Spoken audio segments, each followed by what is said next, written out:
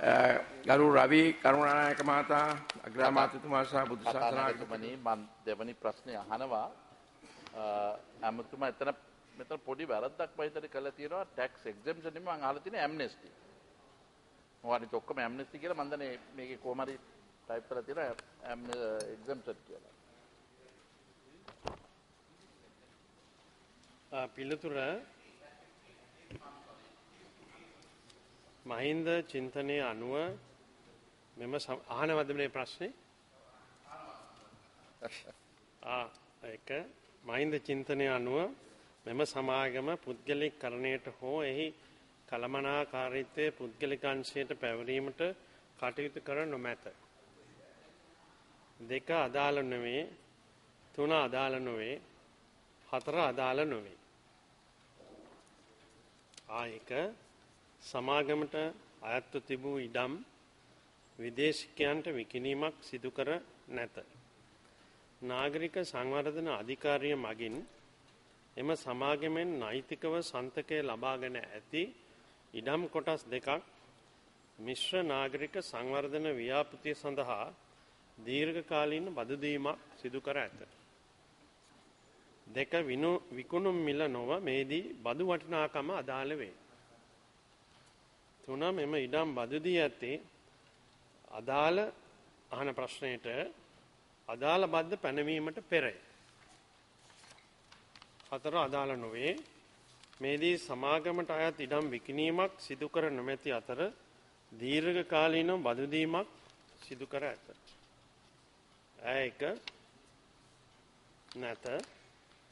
2 අදාළ නොවේ. 3 ආයෝජන යෝජනා ඉදිරිපත් වූයේ ආයෝජන මණ්ඩල ව්‍යාපෘතියක් ලෙස ස්වාධීන ස්වයක්ත ව්‍යාපෘතීන් ලෙසය. ඒ අනුව මෙම ව්‍යාපෘති සංවර්ධන යෝජනා අමාත්‍ය මණ්ඩලය විසින් පත් කරන ලබ ඇති ස්ථාවර සමාලෝචන කමිටුව හා අමාත්‍ය මණ්ඩල අනුමැතියක් ලබා ගැනීමෙන් අනතුරුව ඉඩම් බැහැර කිරීමේ රජයේ මාර්ගදේශකත්වයට කටයුතු කර ඇත. ඇය යන්න පැන නොනගී. ස්තුතියි අමතුමනි මම ඔබතුමාගෙන් ප්‍රශ්න අහන්නේ මම දන්නේ ඔබතුමා හිතපු නාගරික සංවර්ධන ඇමති වශයෙන් උත්තර දෙන්න පුළුවන්ද කියලා. නමුත් ඒ කියන්නේ මහින්ද චින්තනයේ නව සලස්ම යටතේ විකුණන්නේ ඒක අවුරුදු 99 බද්දර දීලා වැඩේ කරගන්න එකද මෙතන වෙන්නේ? මම දන්නේ මොකද්ද අහන්නේ කියලා මන්ත්‍රීතුමා. අහන්නේ මම අහලා තියෙන පුද්ගලිකරණය ඔබතුමා නැහැයි කියනවා. දැන් ඕගොල්ලෝ කියන මේක දීර්ඝ කාලීන බදු වල දීලා තියෙනවා කියන එක. ඒක මම අහන්නේ දැන් අලුත් සෙල්ලම එන විකුණන්න නැතුව එන 99 කාලෙට බද්දක් දීලා තියෙනවද කියලා. ඒක අලුත් මහින්ද චින්තනයේ සංකල්පය. කිසිම සෙල්ලමක් මෙතන නැත. මෙතන ඇත්තේ ආයෝජනයක් සංවර්ධනයක්. ඒ සඳහා අනුගමනය කළ පිළිවෙත ඉතා පැහැදිලිව තිබෙනවා. ඔබතුමා මේකේ පසුබිම දන්නවා කරු කතානායකතුමනි. 1992 වර්ෂයේ මේක පුද්ගලීකරණය කළා එක්සත් ජාතික පක්ෂ ආණ්ඩුව. ඒක අපි නීත්‍යානුකූලව ආපහු එයාගෙන් අරගත්තා. අරගෙන බිම් කොටස් දෙකක් මේ මිශ්‍ර සංවර්ධනයේට වැදගත් ව්‍යාපෘති දෙකකට බදු ගිවිසුමක් යටතේ භූමිය ලබා දීලා තියෙනවා. ඉතින් විකිණීමක් කරලා නැහැ. ඔබ අහන්නේ විකුණලාද කියලා. යන්න ඔබතුමා දැන් එක්සත් ජාතිපති හදන්නේ ආවේ දෙක අහන්න කතානායකතුමනි එක්සත් ජාතිපති හදන්නේ නාවේ. දැන් එක්සත් ජාතිපක්ෂේ කාලේ මේක ටෙන්ඩරයක් තුලින් කරේ. දැන් ඔබතුමාලා ටෙන්ඩරයක් නැතුව මේ ඉඩම් දීලා තියෙනවා. අපි අහනවා අබාන්ස් ආයතනයේට ඉක්විටි ඉන්දියන් කම්පැනියට මේවා පිටරට කම්පැනි.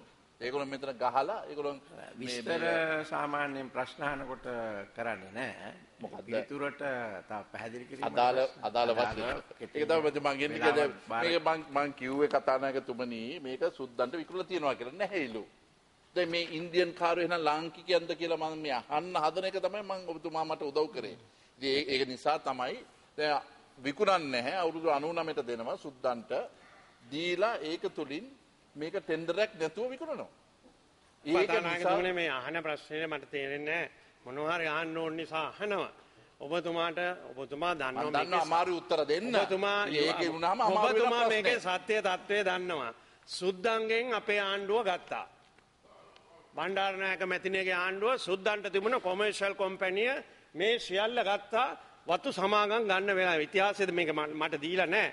මම මතකයෙන් කියන්න ඔබතුමා දන්නේ නැති ලෙස කතා කරන නිසා මේක කියන්න වෙලා තියෙන්නේ. පාර්ලිමේන්තුවක් දැනගන්න ඕනේ.